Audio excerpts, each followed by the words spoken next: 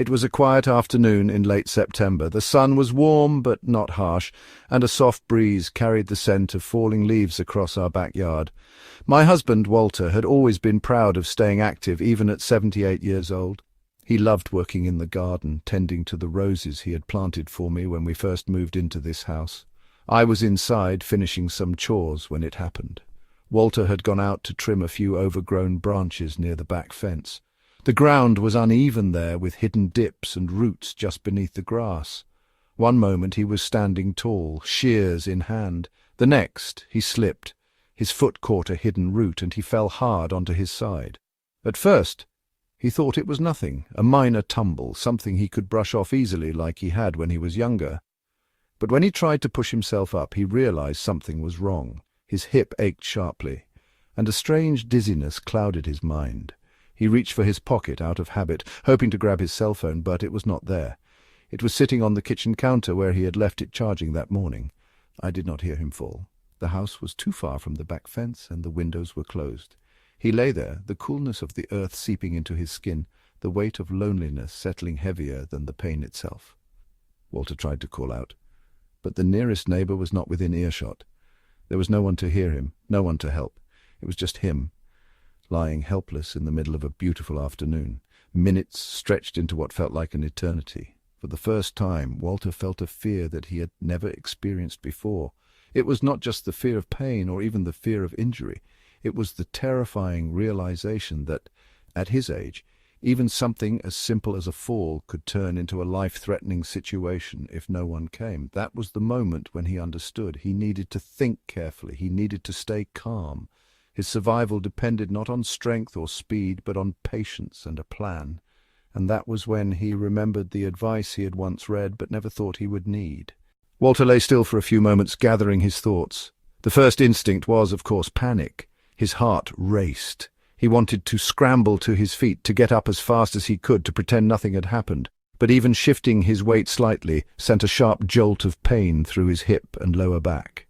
His body was giving him a clear warning. If he moved the wrong way, he could make things much worse.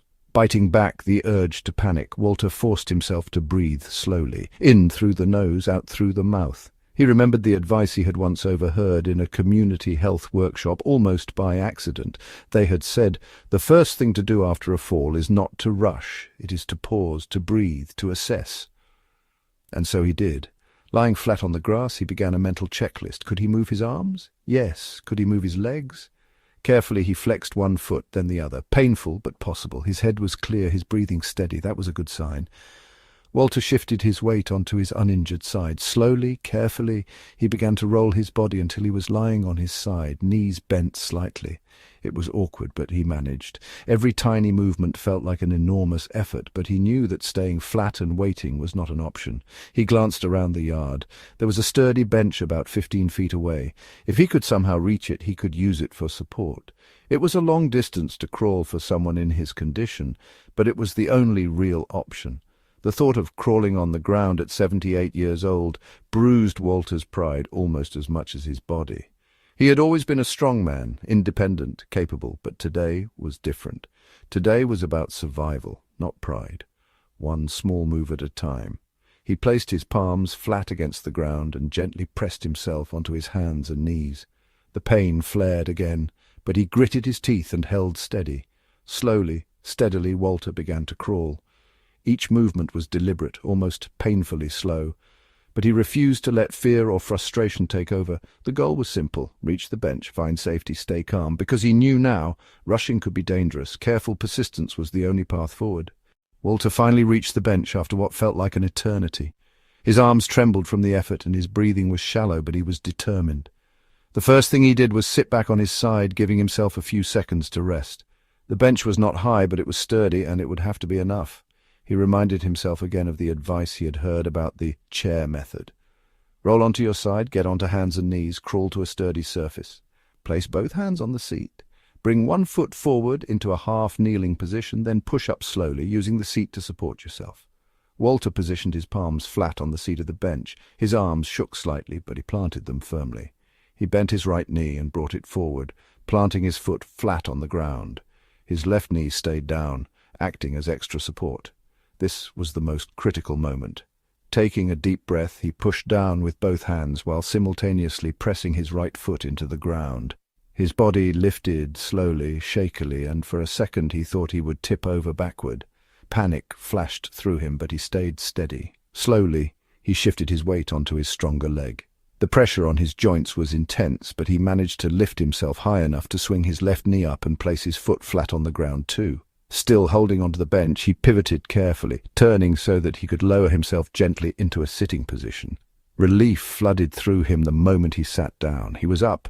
He was safe. He was not standing yet, but he was off the ground, and that was all that mattered. Walter sat still for several minutes, catching his breath and feeling the slight throb in his hip and shoulder. He knew better than to try standing immediately. He needed to give his body a moment to recover from the strain.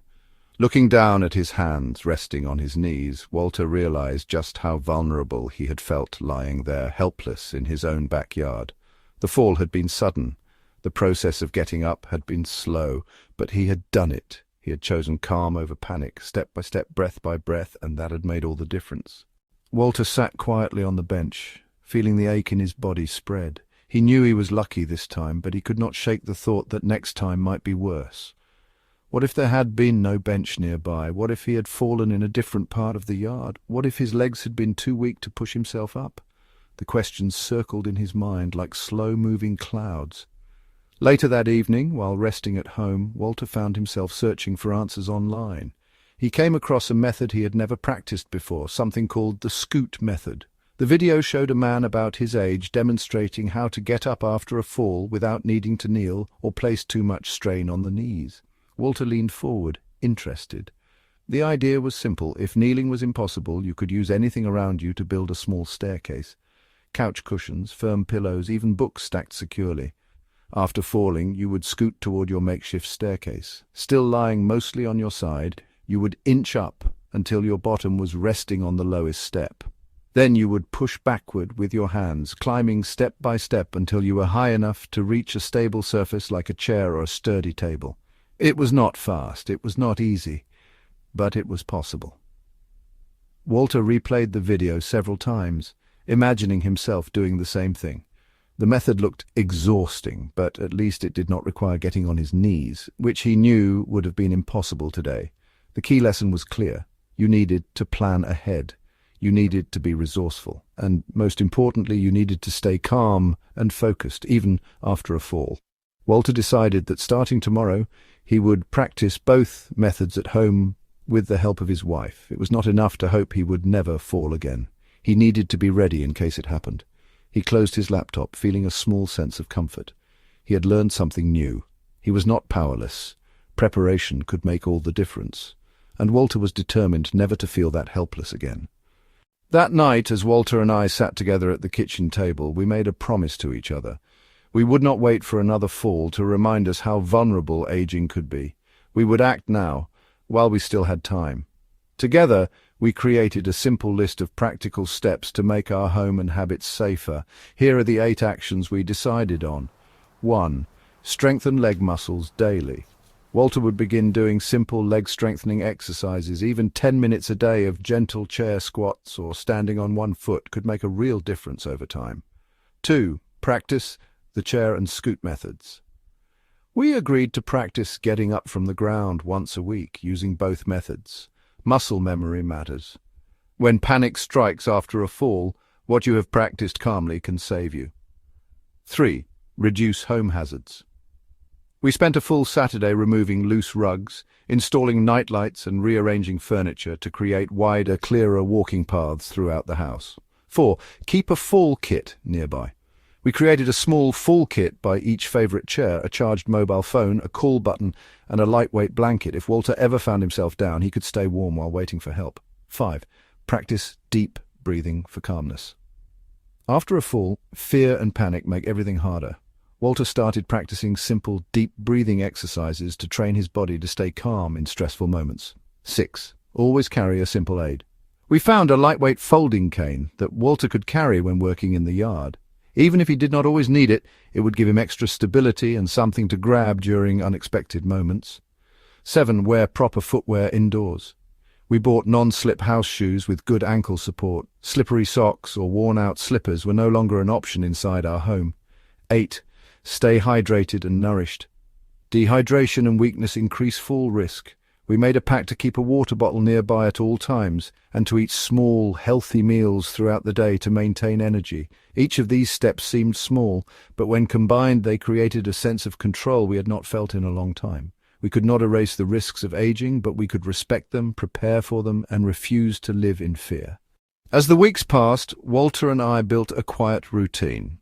Every Sunday afternoon we would clear a soft space in the living room, bring out a sturdy chair, and practice the simple movements we had learned. It felt awkward at first. Walter would grimace getting down to the floor, and I would steady the chair with both hands, nervous but determined. There was laughter too, the kind that bubbles up when you realize how clumsy you can be and how beautiful it is to keep trying anyway. But something deeper happened as we practiced.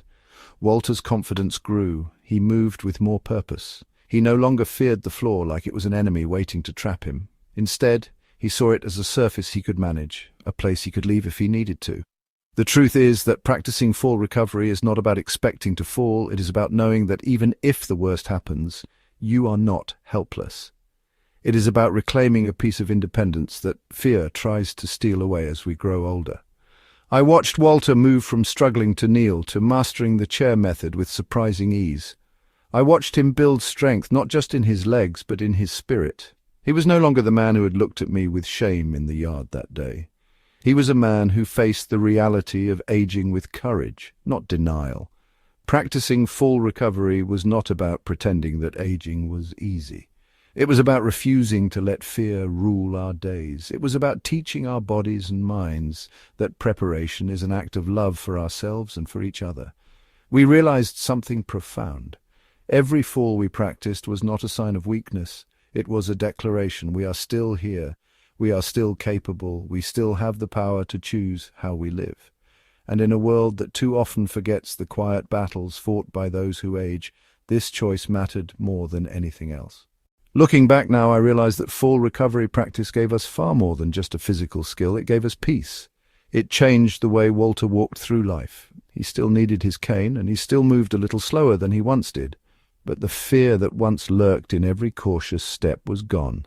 Instead, there was a quiet strength, a steady assurance that no stumble, no moment of weakness would take away his dignity. Preparing for falls was not about living in fear. It was about choosing to live fully, knowing that we had the tools to face challenges with grace. It is easy to avoid these conversations. It is easy to tell ourselves that preparing for falls is morbid or unnecessary, but avoiding the truth only leaves us more vulnerable, more scared, more at risk. The greatest act of love we can offer ourselves and those who care about us is to prepare. It is not admitting defeat. It is claiming our right to live safely, proudly, and independently for as long as we can. Walter taught me that preparation is an act of respect for the body that has carried us so far, for the spirit that still burns inside us, for the family who wants us to stay strong and safe. As for me, I no longer see aging as a slow decline into helplessness. I see it as a call to action, a reminder that while we cannot stop time, we can meet it with wisdom, courage, and compassion. Today, when I see Walter moving confidently through the park, or when he proudly tells our friends how he can get up from a fall by himself, I feel a surge of pride. Not because he beat aging, but because he embraced it with open arms. Fall recovery practice gave us more than balance and strength. It gave us the belief that no matter what happens, we are never powerless. We are never alone. And in those small but mighty victories, we found a new kind of freedom. A freedom born not from avoiding hardship, but from facing it together with open eyes and full hearts.